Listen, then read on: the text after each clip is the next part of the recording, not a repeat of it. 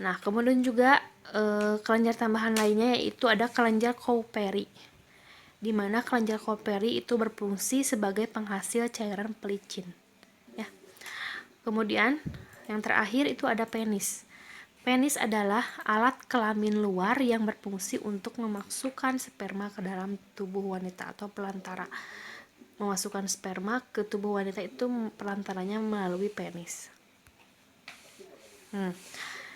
Catatan penting alat reproduksi pada laki-laki yaitu sistem reproduksi pada laki-laki itu sangat berhubungan erat dengan sistem ekskresi urania. Jadi kalau misalnya sistem ekskresinya sehat, insya Allah spermanya juga baik karena satu saluran sistem ekskresi dan sistem reproduksi laki-laki itu. Kemudian testis menghasilkan jutaan sperma setiap harinya, mulai dari masa pubertas sampai meninggal dunia. Jadi yang namanya testis tidak akan berhenti bereproduksi menghasilkan sperma sampai dia tua pun, bahkan sampai meninggal dunia. Nah, jika tidak dikeluarkan, apa yang akan terjadi? Maka sel-sel sperma itu akan mati dan diserap kembali oleh tubuh. Jadi tidak akan apa-apa ya jika tidak dikeluarkan. Juga seperti itu. Nah, sampai sini sudah selesai untuk alat-alat reproduksi laki-laki. Kalau ada yang mau ditanyakan, silakan bisa chat pribadi ke ibu ya. Kita akan langsung saja lanjut ke alat reproduksi pada perempuan ya. Nah, di sini kalian ahwat, kalian akan tahu apa saja sih bagian-bagian dari organ reproduksi kita dan juga fungsinya. Nah, ini adalah gambar animasi ya, penampang jika dilihat dari depan bagian alat reproduksi perempuan ya. Di sana ada vagina ya, vulva, kemudian juga leher rahim, rongga rahim, saluran telur, indung telur ya, dan yang lain-lainnya nanti kita akan bahas. Nah, kalau ini adalah gambar penampang dari sebelah di pinggir ya. Tapi yang lebih sering digunakan itu adalah penampang dari depan karena lebih jelas. Nah, apa saja sih Bu alat reproduksi pada wanita itu? Yang pertama ada sepasang ovarium. Ovarium atau tuba falopi. Ovarium atau saluran telur. Nah, itu pasti saluran telur atau ovarium itu mempunyai dua. Setiap wanita pasti memiliki dua ovarium ya, sepasang. Kemudian juga ada oviduct atau tuba falopi. Kemudian juga ada uterus, ada vagina, dan juga organ kelamin bagian luar. Kita akan bahas satu-satu dan juga fungsinya. Yang pertama itu ovarium atau indung telur. Nah, di sini digambar dilihat ya, ada ovarium dan kita mempunyai dua atau sepasang ovarium. Nah, ovarium ini merupakan kelenjar kelamin yang memproduksi ovum atau sel telur dan menyekresikan hormon estrogen dan progesteron. Sama tadi kalau di laki-laki mah di testis. Ya, kalau di perempuan mah di ovarium yang memproduksi ovum. Kalau laki-laki tadi di testis memproduksi sperma, ya.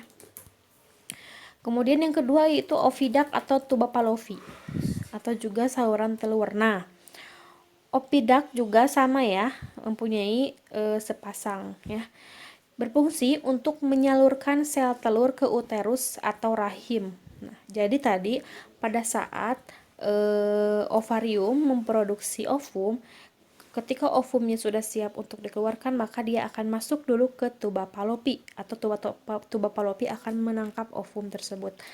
Nah, setelah itu tuba falopi itu akan melakukan gerakan peristaltik dan dibantu oleh gerakan silia pada dindingnya ya, sehingga ovum bisa bergerak atau maju ya. Nah, setelah itu juga ada uterus atau rahim. Jadi rahim itu nama biologinya uterus.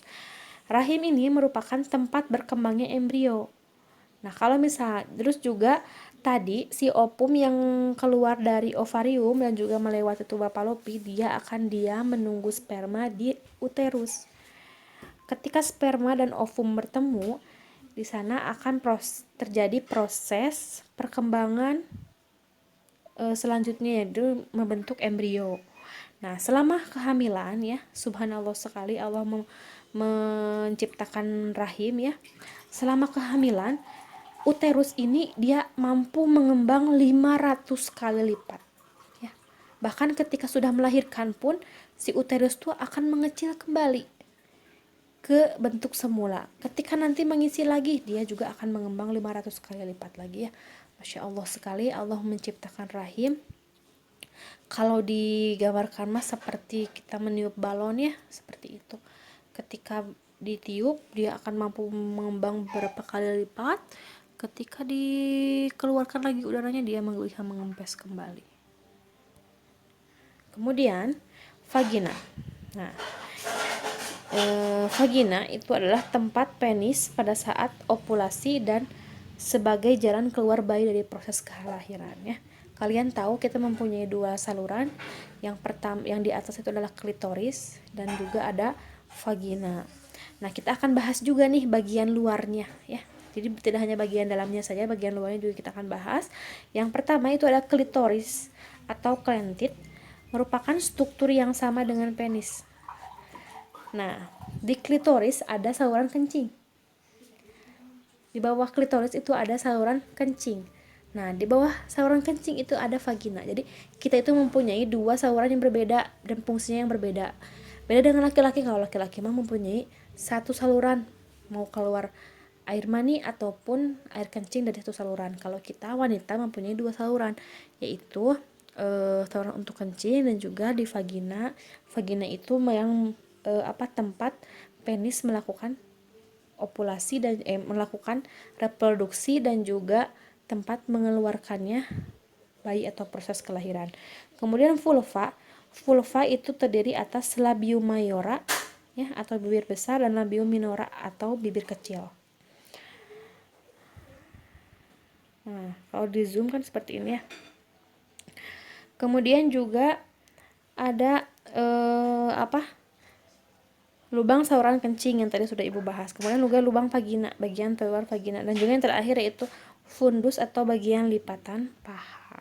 Ya.